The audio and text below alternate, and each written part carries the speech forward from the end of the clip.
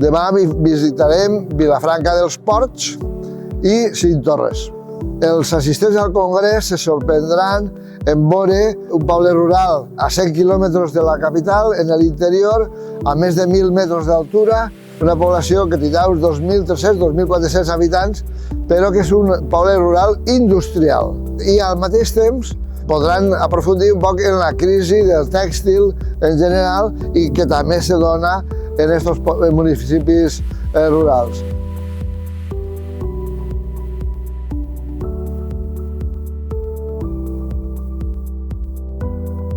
L'altra visita, Cinctorres, és un poble molt més menut, que estarà sobre els 400 habitants. Podrem analitzar i reflexionar sobre la relació que existeix entre la població resident fixa i la població flotant. Són els dos conceptes que sociològicament són més rellevants perquè la població empadronada moltes vegades indueix a confusió.